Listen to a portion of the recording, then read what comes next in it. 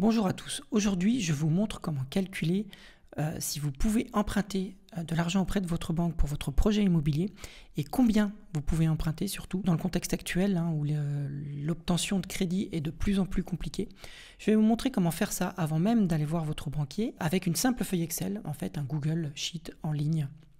Je vous montre ça tout de suite. Donc dans un premier temps, vous ouvrez la feuille Excel, il y a un article qui détaille comment l'utiliser sur notre site, on vous met le lien en description et dans la vidéo. Et ensuite, c'est très simple, vous avez plusieurs sections, la section revenus, la section charges, la section apport et la section foyer. Je vais vous montrer comment on fait par exemple pour quelqu'un qui gagne le SMIC. On va prendre un cas simple. Donc le SMIC, c'est 1 353 € net imposable. Donc ce n'est pas le brut, c'est le net imposable. Donc c'est le net avant impôt personnel. Donc je vais taper 1 353 € sur la ligne salaire mensuel net et vous voyez qu'en fait, avec juste un revenu de 1 353 € net mensuel et, si vous pouvez voir dans la section apport, une épargne d'au moins 8 322 €, je vais y revenir après, et le résultat est qu'on peut emprunter et que sur 20 ans, on peut emprunter 83 224 €. Alors comment fonctionne cette feuille Excel? C'est très simple, elle va prendre les revenus, elle va prendre les charges et ensuite elle va calculer votre taux d'endettement. Ici le taux d'endettement est de 0%, donc tout va bien. Il faut savoir que les banques sont obligées, doivent respecter un maximum de 35% d'endettement, sauf dérogation. Ils peuvent déroger à cette règle pour 20% de leur dossier, globalement, pour leurs clients. Mais la règle, c'est quand même 35% maximum. Ici, on est à 0%, donc tout va bien. Et va calculer également le reste à vivre. Alors, le reste à vivre, c'est très simple. C'est les revenus moins les charges, tout simplement. Donc ici, de 1 353 €, puisqu'il n'y a aucune charge. Et ensuite, va calculer la capacité de remboursement. Donc ça, c'est ce qu'on peut calculer en respectant l'endettement.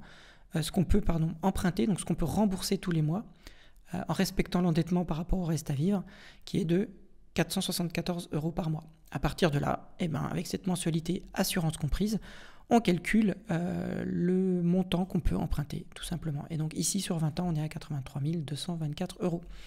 Alors, vous voyez que le logiciel vous indique aussi un apport minimum requis. Alors, il faut savoir que les banques demandent au client d'apporter, c'est-à-dire de sa poche, de son épargne, 10% du montant emprunté au minimum. Mais après, ça va dépendre des banques, évidemment. Certaines banques vont demander plus, d'autres vont accepter moins, mais sachez que 10%, c'est un bon point de départ à minima.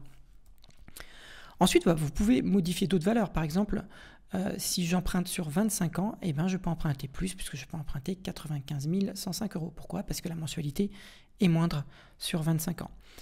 Le taux est indiqué automatiquement en fonction du taux du marché. Regardez, si je mets 20 ans, on tombe à 2,85. Si on est sur 25 ans, on est à 3% de taux nominal. Ce n'est pas le TAEG, c'est le taux nominal.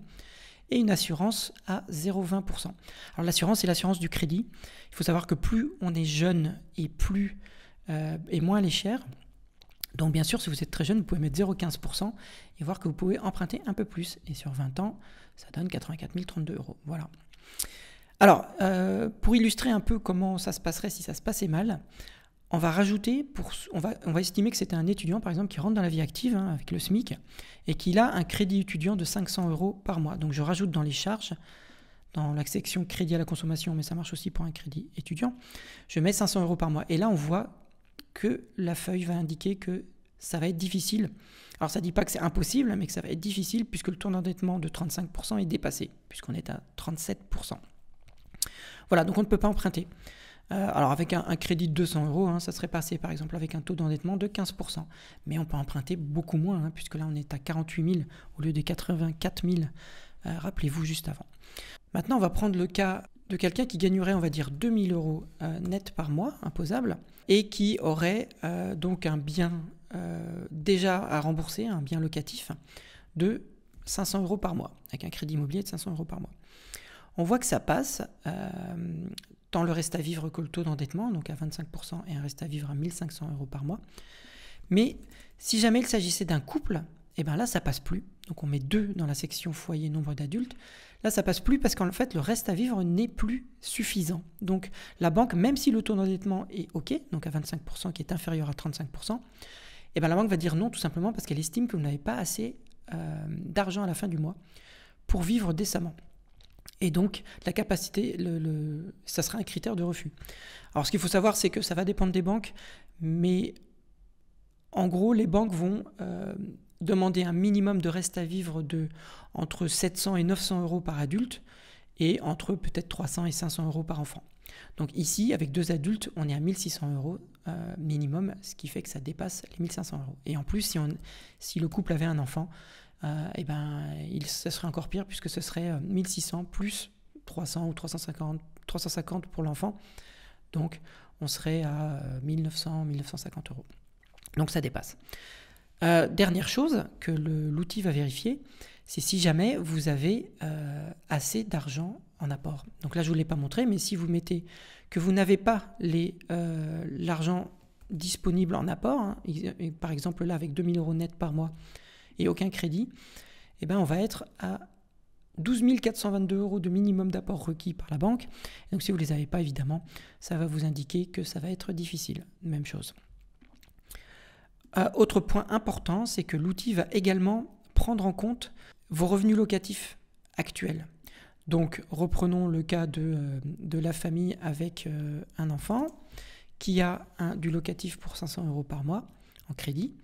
Donc ça ne passe pas, mais on va dire qu'elle touche, puisqu'en fait comme elle a un bien locatif, elle touche un revenu locatif mensuel. Donc là, pour un crédit de 500 euros, on va dire qu'elle touche 400 euros. Ou plus, on va mettre 600 euros. Eh bien, c'est pas suffisant en reste à vivre même avec 600 euros avec un enfant à charge. Par contre, s'il n'y avait pas d'enfant à charge, ça passe, hein, puisqu'avec 2000 euros et 600 euros. Alors, ce que je voulais vous montrer, c'est que le total des revenus avec le salaire et les revenus locatifs, donc les loyers versés par le locataire, ici, sont pas exactement de 2000 plus 600 euros. Donc là, dans le total, on ne voit pas 2600 euros, mais c'est normal. C'est un total pondéré. Pourquoi ? Parce qu'en fait, les banques ne vont pas prendre la totalité des revenus locatifs comme un revenu pour la prise en compte de l'étude du projet de crédit. Et en fait, ils vont prendre, alors ça dépend des banques, mais en général, ils vont prendre 70% des 600 euros, ce qui fait un total de 2400, donc 420 euros au lieu de 600 euros. Donc ça, il faut le savoir. Donc le total qui est indiqué ici, c'est le total pondéré. Donc ça prend en compte la pondération de certains revenus. Voilà. Dernière chose, certains revenus que vous pouvez avoir ou des charges que vous pouvez avoir peuvent être ignorés par la banque. Ça va dépendre de la banque. Donc ça, il faut le vérifier avec votre banque. Voilà. Voilà, donc cet Excel est en libre service. Vous pouvez l'utiliser comme vous le souhaitez, en faire une copie et changer les valeurs et comprendre aussi les formules, puisque vous avez accès aux formules. Juste, pensez bien à faire fichier, créer une copie pour vous faire votre copie ou télécharger au format Microsoft Excel si vous voulez utiliser Microsoft Excel. Juste une chose, le calcul de taux en temps réel marchera peut-être pas sur Excel, mais marche très bien si vous faites une copie sur Google. Une dernière chose, si vous voulez jouer avec les paramètres, il vous suffit d'aller dans l'onglet Données et ici, vous retrouvez les taux par défaut si jamais vous ne voulez pas utiliser les taux automatiques. Et dans ce cas-là, il faut dire utiliser les taux ici dans le calcul à oui. Sinon, vous laissez non et ça utilise les taux automatiques. Et ensuite, vous pouvez changer les paramètres que je vous ai expliqués, c'est-à-dire le taux d'endettement maximum qui est aujourd'hui de 35%, mais vous pouvez jouer avec, l'apport minimum demandé par la banque ici à 10%, et le reste à vivre pour un enfant et pour un adulte. Voilà. À vous de jouer.